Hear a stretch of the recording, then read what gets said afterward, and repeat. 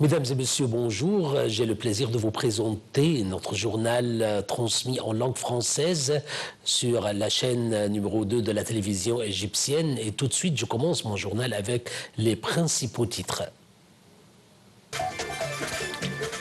Le ministre des Affaires étrangères et de l'immigration, Dr Badr Abdelghati, reçoit l'ancien secrétaire général des Nations Unies, M.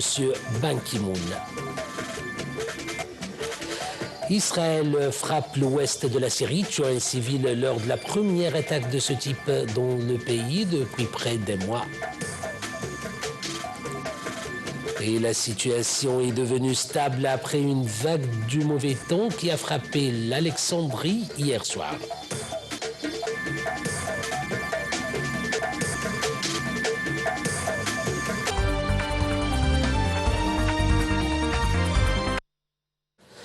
À la une de nos actualités, le président Abdel Fattah el-Sisi a reçu hier un appel téléphonique du Premier ministre grec, Kyriakos Mitsotakis. Les deux dirigeants ont souligné leur volonté commune de préserver le niveau des relations entre les deux pays amis, ainsi que leur engagement au renforcement du partenariat stratégique dans divers domaines. L'appel a également été l'occasion de réaffirmer l'engagement total de l'Égypte à préserver le caractère religieux unique et sacré du monastère de Sainte-Catherine sans porter atteinte à sa position. Cet engagement a été consolidé par la décision judiciaire rendue récemment confirmant la volonté de l'État égyptien de respecter la sainteté des lieux religieux ainsi que la valeur patrimoniale, spirituelle et religieuse exceptionnelle du monastère de Sainte-Catherine.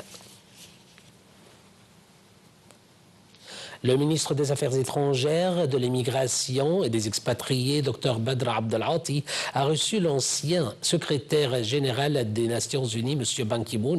Au cours de la rencontre, Dr Abdelghati a salué les contributions actuelles de M. Ban Ki-moon à l'enrichissement des débats internationaux et ses efforts en faveur de la paix, de la justice et de la protection de l'environnement à travers son engagement au sein du groupe des sages.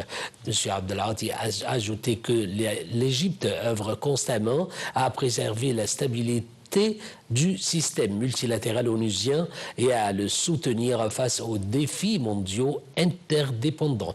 Il a souligné l'importance de la coopération comme moyen efficace pour renforcer la stabilité et le développement au niveau régional et international, notamment dans un contexte géopolitique et économique sans précédent.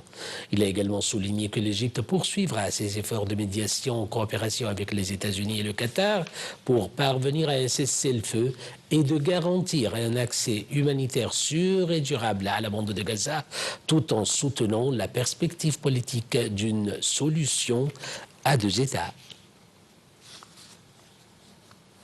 Toujours avec le ministre des Affaires étrangères, de l'immigration et des affaires des expatriés, Dr Badr Abdelghati, qui a reçu un appel téléphonique du chef de la diplomatie des Pays-Bas, M. Caspar Veldkamp, afin de discuter des moyens de renforcer les relations bilatérales et d'échanger des vues sur les derniers développements dans la bande de Gaza. Dr Abdelghati a salué les relations distinguées entre les deux pays dans divers domaines, soulignant l'aspiration à renforcer le partenariat économique, à attirer davantage d'investissements néerlandais en Égypte et à accroître les échanges commerciaux. Dr Abdelghati a également affirmé l'intérêt porté au renforcement de la coopération dans plusieurs secteurs tels que la logistique, le développement portuaire, les énergies renouvelables, la santé, la numérisation, les infrastructures, les services financiers, l'intelligence artificielle, l'éducation et la recherche scientifique, en plus de la coopération légale. L'entretien a également abordé la sécurité de la navigation en mer Rouge. Dr Abdelghati a condamné la décision d'Israël d'approuver la construction de nouvelles colonies et l'utilisation continue de la famine comme arme contre les civils à Gaza, ce qui constitue une punition collective en violation flagrante du droit international. Pour sa part, le ministre néerlandais a réaffirmé leur opposition à la colonisation israélienne et la nécessité de garantir l'accès humanitaire à Gaza, illustrant ainsi une convergence de vues entre l'Égypte et les Pays-Bas. L'Égypte a vivement condamné la décision du gouvernement de l'occupation israélienne d'autoriser l'implantation de 22 nouvelles colonies en Cisjordanie occupée. Le ministère égyptien des Affaires étrangères a annoncé que l'implantation de nouvelles colonies était une violation de la 4e Convention de Genève qui stipule qu'une puissance occupante ne peut déporter ni transférer une partie de sa population vers les territoires qu'elle occupe. La décision d'Israël est rejetée par la communauté internationale qui aspire à une paix juste, affirme le ministère des Affaires étrangères. Le ministère a conclu que les colonies israéliennes constituaient également un obstacle majeur à la solution des deux États et à une paix juste, durable et globale.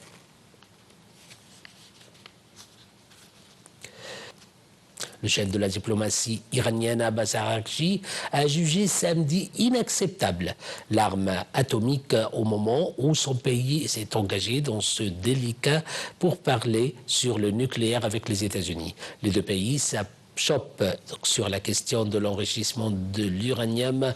Les États-Unis demandent que l'Iran y renonce totalement, tandis que Téhéran refuse catégoriquement, arguant de son droit à se doter de capacités nucléaires civiles. Le négociateur iranien Abbas Araghchi et son interlocuteur américain Steve Witkoff se sont quittés sans avancée notable, mais se disent prêts à de nouvelles discussions.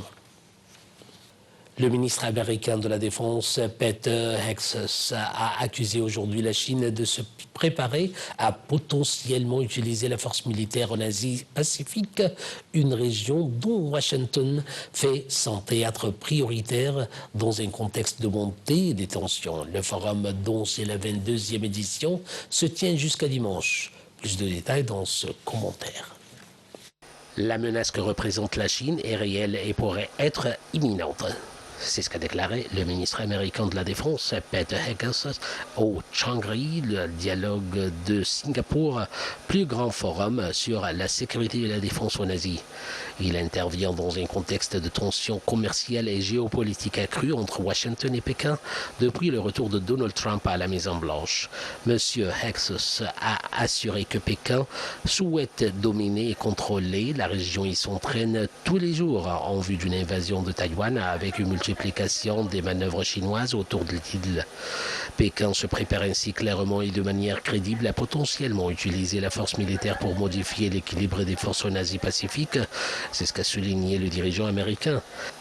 M. Hegseth a également dénoncé la multiplication des incidents impliquant des navires chinois en mer de Chine méridionale, accusant Pékin de s'emparer et de militariser illégalement des îles et îlots revendiqués notamment par les Philippines.